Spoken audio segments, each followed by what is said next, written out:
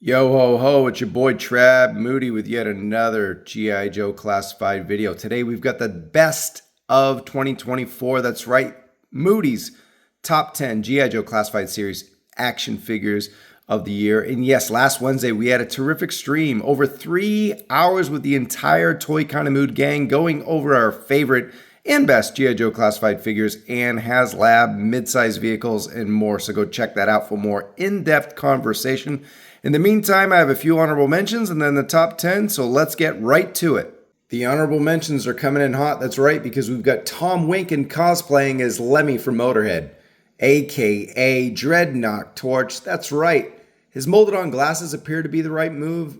Dog collar chains with smoking skulls and studs and flame tats on the forearms, all terrific. Throw in 3 incredibly sized flame effects and it's all enough to squeeze them into the greatness that was Ripper and the very goodness that was Buzzer's Dreadnought Torch. 4.25-4.5 honorable mention. The next nom up is the Night Creeper. He came with a very cool purple and concrete camo, a surplus of ninja weapons including a Moro Chris and an incredible metallic 7-branch blade, and most importantly, that version 2 head sculpt. Terrific army builder, and you'll have both versions included in one box. Gotta love it. 4.25-4.5. Another honorable mention is Night Creeper. The final honorable mention is the 60th anniversary Action Marine Sniper. That's right, new tooling for the heads, necks, arms with pouches and shoulders and torso, both lower and upper, and all new web gear. I totally dug the camo paint and the two-tone deco, and even the boonie hat with sculpted leaves was a nice touch. The ghillie suit, while not perfect, at least rivaled those from indie toy makers. Shout out to Gridiron Studios, that's what's up. I went a 4.5 out of 5. The only quote-unquote 9 out of 10 figure to not make the top 10. This was an excellent year for G.I. Joe Classified, no doubt. It's time for the top 10, and once a man, Cobra Commander takes the spot, the perfect Comic-Con exclusive. Of course, coming courtesy of SDCC. Total wacky character. Yes, it's the chief antagonist, but not in this form. Incredible deluxe packaging. Very important. Just ask Starduster. Lots of storytelling on the package, in the package, with all the different head sculpts and items and accessories, and the fun little snake form to boot. Once a man at 4.5 out of 5 at number 10.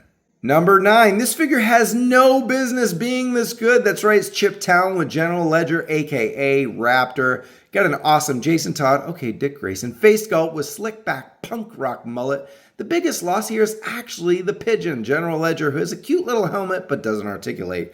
Chip's head also doesn't tilt back enough in the articulation for those key flight poses. But beyond that, the 15-inch feathery tech wings articulate like a dream, and the deco on him is super awesome.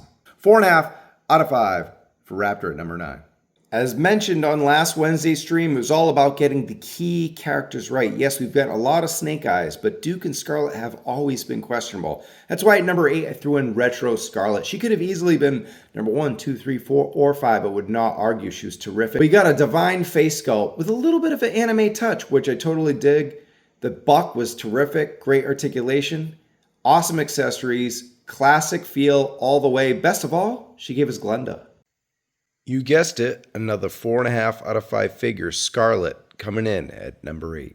Number 7, and it's my favorite, absolute favorite review I've done in the entire year that none of you watched. But it's Techno Viper, and he's super faithful to the original, but still classified up enough to look super badass, or at least part of the Imperial Commando. The tools and backpack were fun items, and he was even more fun to pose near any Cobra vehicle. It's Techno Viper. Techno Viper. 4.5 out of 5 at number 7. Number 6, it's Beachhead. Finally! The right look, the right gear, the right weapons. I mean, that Demro XF7 Wasp SMG is one of the better Hasbro weapons yet for sure. And the right time. As somewhat of a redo, though, Sergeant Wayne Sneeden is most certainly an overlooked figure on most of these year-end lists, but not on this one. He's number 6, and that's Beachhead, 4.75 out of 5.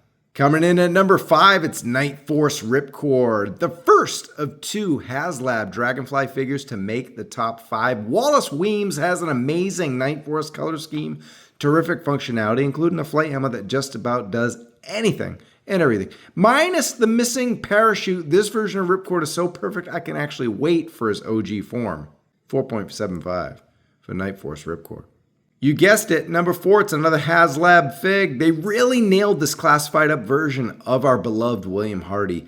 Gotta love all the different looks and detailed deco on Wild Bill.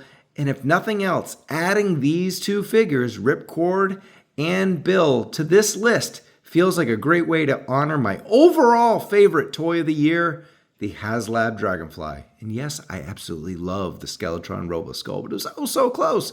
Wild Bill, 4.75 out of 5 at number 4. Top 3 time, and I had to go with Jinx. Minus that absent ab crunch, Kim Arashikage is pure perfection. She's got wonderful head sculpts, and you can more or less have any version of Jinx your little heart desires. Bring on Tiger Force Jinx. Yeah, I said it, repaints. Let's go. 4.75 for Jinx at number 3. Number 2, it's Retro Duke. Yes, a lot of my fellow toy tubers are going with Sergeant Conrad Hauser as their number 1 choice on their best of 24 list, and I can't say I disagree. If this was the first Duke we ever got, he's an easy 10 out of 10, and perhaps the only minus is not being able to attach those rifles to a shovel pack. I'm definitely looking forward to an Energon Universe version or 2 of Conrad in the near future, that's for sure. Retro Duke, 4.75-5, nearly perfect for number 2, Retro Duke. And yes, if you watched last week's episode, you know who takes the tops of the list. It's Doc at number 1. Brilliant that they nailed Carl Greer with all of that reuse. Shipwreck legs, airborne upper torso, 60th Infantry vest, and so forth. But the great classified portrait really makes him feel like both a scholar and a sex god. And those green tinted glasses, they actually fit. They're awesome. Sure, the stretcher accessory could have been better, but thankfully he was still priced at $24.99. Lots to pack in for that price, and he couldn't be any lower than number 1 on my list. It's Doc, a perfect 5 out of 5 figure, the only figure that I reviewed, that I ranked, and gave a 5 out of 5 for 2024 in the GIJoe Classified series.